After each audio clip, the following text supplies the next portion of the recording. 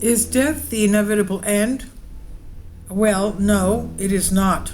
I'm going to tell you what happened to me so that you will know it's not the end.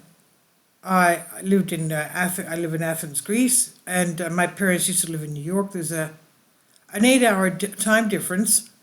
And what happened was at one time when it was December 15th, I was getting report cards for my sons, and I was early. I had arrived early at my younger son's school, and I had to wait outside. And for 15 minutes, I was sitting in my car. So what happened was I saw my mother talking to me. I was just awake, and I was looking through the windshield, the front windshield of my car, and she says she was so happy, and she was. I could see her from the waist up, and there was somebody in white, bright light right next to her.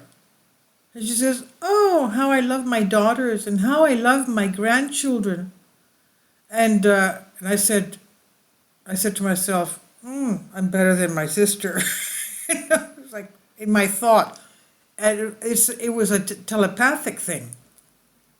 And she says, "Where we are, we're going to be helping you."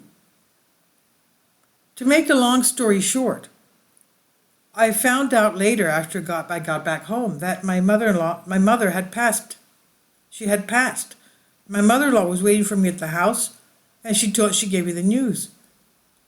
So what happened was that she was trying to console me, telling me that she was fine, and that there was life after death. Later on, when I was learned how to open up the Holy Bible, and that's how God speaks to us every time we open up the Holy Bible at random. And I asked about this. He said, "I was trying to wake you up ever since you were small. And I wanted you to know that there is no death after life." Okay? So that was the message. Now going into this, death is the inevitable end of the life of every being, and the question is what happens next when the physical body dies. All world religions affirm that the human soul leaves the body and continues its existence in other planes of existence. Different beliefs and religions talk about this afterlife in different ways. There are also the martyrs who survived a clinical death, and those are the afterlife, life after death experiences. There are also those who survived clinical death and returned again to the world of the living, and their stories are often very interesting and give a lot of food for thought. The out-of-body experiences during clinical death. Clinical death occurs when a person stops breathing and the heart stops beating. The brain, in conditions of severe oxygen deficiency, also ceases to function, but many patients who have returned from the other world tell amazing things that happened to them during this time. A large percentage of people who have experienced this state talk about floating above their lifeless bodies, literally lifeless, about a tunnel with a bright light, and about other vivid visions. There are also indications of meeting with already deceased close friends or relatives. Moreover, those who find themselves in this situation note that all these visions seem less realistic than reality itself. A large percentage of people who have had a cardiac arrest report that they left their body and watched the resuscitation process by the doctors. Often eyewitnesses report a feeling of presence of a higher force and higher forces, and the strong positive emotions caused by it. And according to many, this shows that there is an afterlife and further life after death, and life does not stop. Explanations from a religious point of view. Religion explains the phenomenon that the soul leaves the body and then returns to it again according to the will of the higher forces. If the mission in this world has not yet been fulfilled, such a soul returns and the person manages to revive. There is a special interest in death in Tibetan Buddhism. In Western countries, there's also what's known as the Book of the Dead, by analogy with the Egyptian Book of the Dead. In the Tibetan direction of Buddhism, great importance is attached to the death of man or rather to his preparation for the transition to the next world, and it's believed that if a person has entered this state correctly, it will help him in the next life to be reborn better.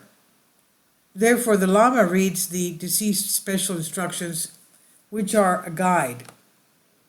Now, in Tibetan Buddhism, it's believed that during death, a person can fall into a state of confusion and not realize what's happening. And therefore, after leaving the body, his spirit wanders in the living world for a long time. Moreover, in the next rebirth, he may not have a very fortunate destiny. To avoid this, the Lama reads prayers, and thanks to them, the deceased person has no illusions, which may confuse him for a successful next rebirth.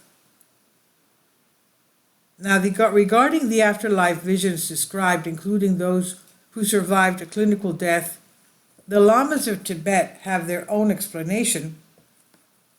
They believe that these visions are highly dependent on beliefs, including religions. So, for example, a materialist sees nothing when he dies, but that will not prevent him from reincarnating, and the Buddhist will see the images corresponding to his faith, and the Christian of his own religion. Of course, there is in Christianity no life after, no reincarnation. It's, as our Lord Jesus Christ tells us, you become like angels.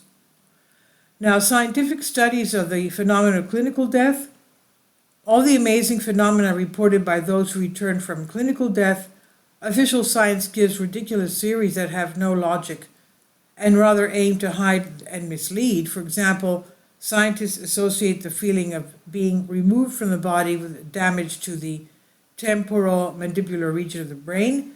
As for the flight in a tunnel with bright light, researchers explain this vision with a high content of carbon dioxide in the blood, and the intense hallucinations at the time of clinical death are from a lack of oxygen in the brain, they say. Official science cannot or does not want to explain because what they say is very much easily disproved. There are cases where there were clinically dead brains, such as when a brain operation is performed and the patient describes what they did to his body and what they said, which he could not see with his physical eyes and hear with his ears. Another fact is that they say that they start to hurt again as soon as they enter their body again, while when they were out of their body they had a sense of peace and no feeling of pain, and this does not happen when one has hallucinations. And many other evidences show one thing, that the mind continues to exist and outside of the body and is independent of the brain, and also there is a process as soon as someone dies, as if he leaves to go towards another dimension. Please leave your comments about this, and thank you for your support. Finally, support my Patreon account. The daily posts are 5 videos daily, and they are totally different from what I have on my YouTube channel. Thank you so much for your support and that you find all my content so interesting. You'll find the Patreon account details in the description box below.